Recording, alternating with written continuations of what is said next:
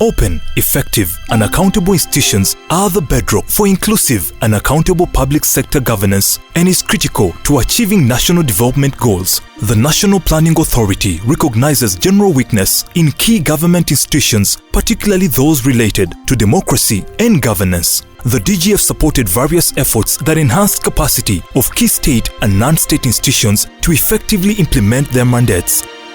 There were certain lessons learned from the first phase of the DGF. So it was recognized that it is, of course, very important to engage with citizens, to empower citizens so that they have information and can engage in different processes. At the same time, it's important that the state at different levels also has the capacity and the tools to be able to respond to what the citizens are raising. So for this reason, the DGF, under its second phase, brought on board a number of state partners.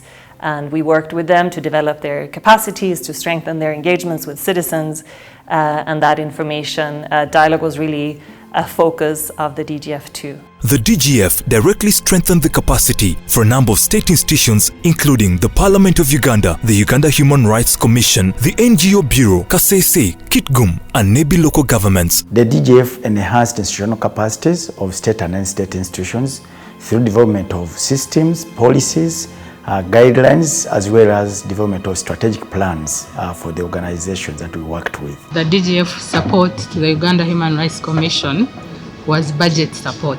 They gave money to the commission to implement its usual mandate.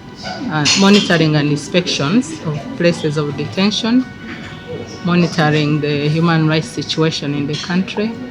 With the funding from DGF, we were able to develop a software, a system for budget tracking. To ensure an accountable and responsive legislature, the DGF supported Africa Leadership Institute to conduct a scorecard assessing the performance of individual members of parliament and the institution at large. The institution has seen that the activity is good because we use it to assess our performance for each and every financial year.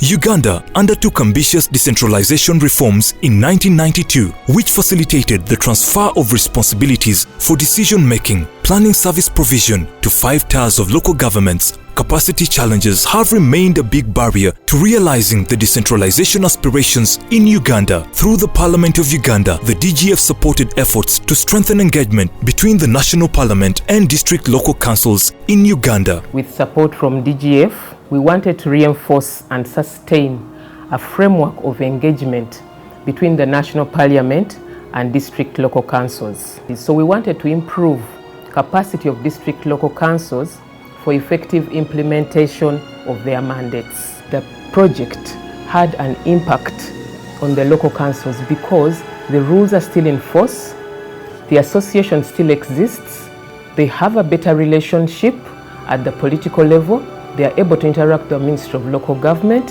and all these were working as mechanisms for engagement at the national level and the local government level.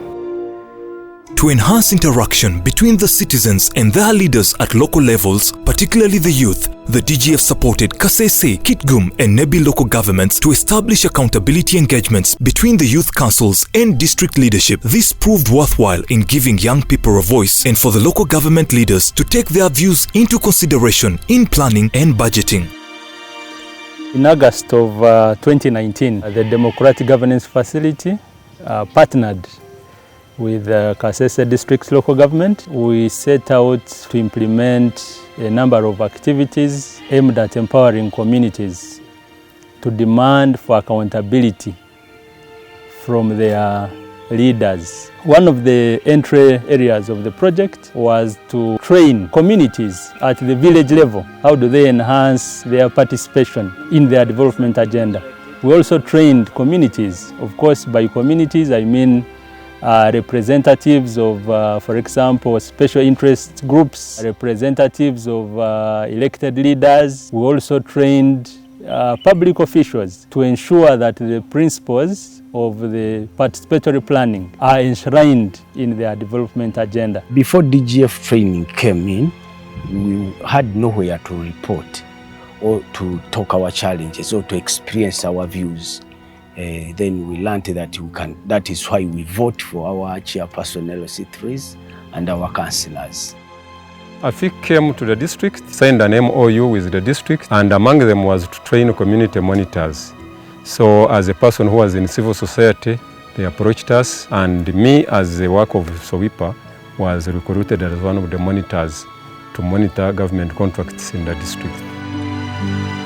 Before the interventions, actually the majority of the community never knew that they had a role to play in as far as government contracts are concerned, including the leadership. We would find a chairman who would look at people building a road, building a school, without even bothering to find out. In addition to the partnerships we had with state institutions, we also saw that there was a lot of positive impact through the interaction and the support provided by civil society partners.